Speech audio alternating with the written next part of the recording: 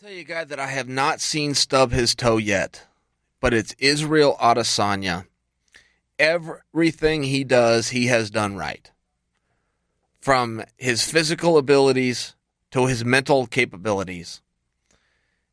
He has star written all over him.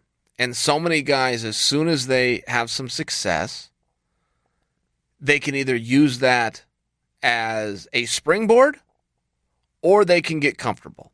And we talk about it over here all the time. It is always okay to read what they say about you, but it is never okay to believe it. If they say you are the greatest ever and you believe it, you will not be in that spot for long.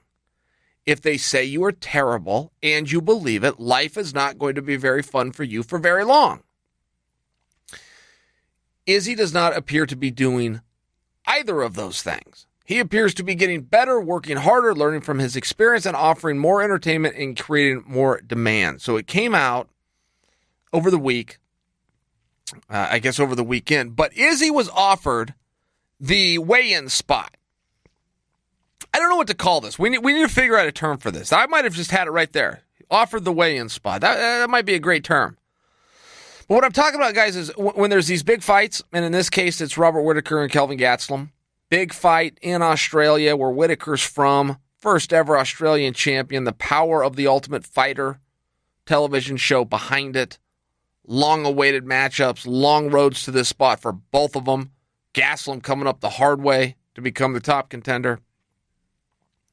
When you have fights like this, and you're in a sport like mixed martial arts, where you see shuffling at the last second. Somebody can't make weight. Somebody's hurt. Somebody's this. Somebody's suspended. What are you going to do? What do you do?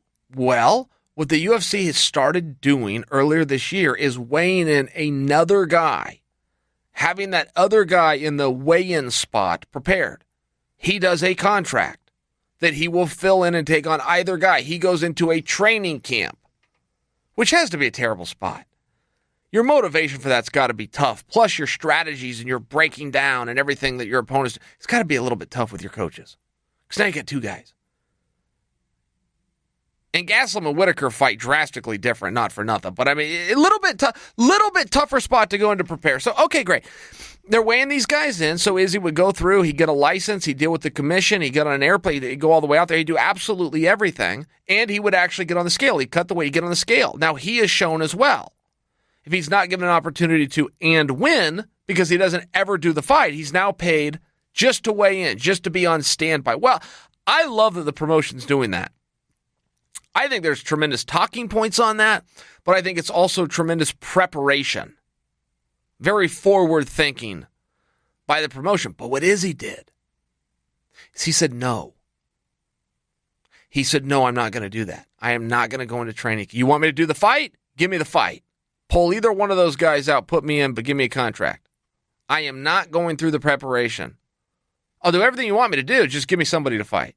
Not a maybe. I'm not doing this on a maybe. Well, that was interesting. We've never had somebody say that before. I've never been offered one of those. I've never been put in that spot. I would think that I would like it. Sure. I'm training every day anyway. Weight's always under control. Like to fight. Might have the opportunity. Love to get a paycheck and sit in the front row. Never had that. Izzy said no. Not interested in it.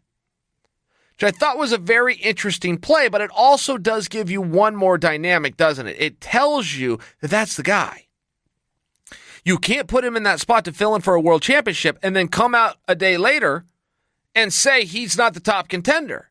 It doesn't work that way. If he's not the next guy in the line, what in the hell was he offered the contract to weigh in for to fight for the world championship potentially? So, now that we understand, and there's always a few guys. Right, you could pull Izzy out and put Jacare in. I mean, the guys are interchangeable. Jacare's got his arguments too. Sometimes you get log jammed, where you've just got so many studs. Luke Rockhold has to come to mind. Yoel Romero, and we keep discussing him in that weight class. I don't know if that's right or wrong. He hasn't been that weight in a meaningful period of time. He has not actually made the weight. He's scratched on his last two, and he's talked about going up to 205 pounds, where I would like to see him go. I think there's a lot of fun to see with some new parity. Yoel up at 205 pounds. But the relevance is, those are your usual suspects right now. So if Izzy is anywhere in that conversation, and we know for sure now that he is, regardless of his ranking, we now know where he truly stands because he was offered this opportunity. I think that just makes for something very interesting down the road for Izzy. Whatever is going to be next, I mean, what are you going to do? You're not going to hold him out, put him with the winner of Gastelum and Whittaker. I don't think. I think you got to keep the guy busy. So let's take those two off the board. And now let's look at Rockhold. Let's take a look at Jacare. Let's throw Romero into the mix. And tell me who of those three guys you'd like to see Izzy fight the most. I think we can all agree there's no fight there we wouldn't want to see. So now who do we want to see him fight the most? Because it sounds like you're probably going to get your way. You're probably going to get to see Izzy versus one of those absolute top guys. And then with a win, should he get a win, slide right into a world title fight. Which is pretty exciting. It's pretty exciting. And the UFC does not agree with me in one way. I think, and I wish, but I will tell you, a little of this is selfish because I come over here and do something like this podcast or go make the YouTube videos or go on air on the bad guy on ESPN Plus. I need things to talk about. Okay, in fairness, I do need things to talk about, and this does help me. So maybe this is the more of the commentator in me than it is the intellectual fight student in me. But I love the dialogue of not knowing which of three is going to fully happen. Let's promote one, let's promise one, but let's have a conversation. But what if it doesn't happen? I mean, we just saw this with Usman, when it was Usman on standby to take on either Till or Woodley. That guy, so many things to talk about. First off, let's talk about Woodley Till. That's the one that's signed, that's the one we're promised, that's the one that's on the marquee. But then all of a sudden, well, what if Till misses weight? You know, that's happened before. And Woodley versus Usman. Oh, my goodness. And you break that down, you have all your fun on that. And then you go, well, wait a minute. What if it's T. Wood that pulls out? And it's Usman versus Till. And now it just gives you one more dimension to start talking about. The UFC sees it as, no, let's not offer a distraction. Let's tell the fans specifically what they are getting and specifically when they can get it. Proven recipe that has worked out great through the history of time. I'm just saying, now that you're doing something new, which is this weigh-in spot, let's talk about it. Let's start speculating. Let's start having some fun. And if there is one of those potential matchup where everybody goes, oh my gosh, I would love to see that. I would love to see Usman versus Till. Okay, great. Well, now we know what we can do next. I think that could start to serve very well. I was in the exact opposite spot the first time I ever heard about this. It was Volkan. Volkan weighed in the weigh-in spot for the Stipe versus Cormier fight. They brought him all the way over from Russia. They got him licensed, got his medical done, worked out a contract for financial participation with him, and put him on the scale. I never even knew he was the guy waiting in the wings until he got on the scale, and I thought, you know what? I would have liked to have known that. I think that is a great narrative, and the UFC said, not so fast. We had that on reserve. That was going to be a last-minute thing. We would have announced at the absolute last second that we had to, but we didn't want to take the focus on what we wanted first and what we were promising to the marketplace up front. I get it. I fully get it.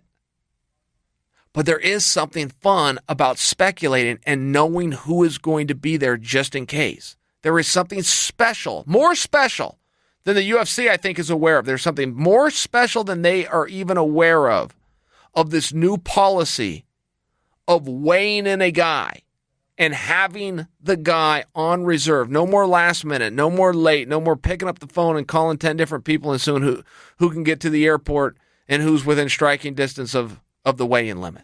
Having a guy go through the process, there's something very, very special about it. Now, the question is, first off, what do we call that guy?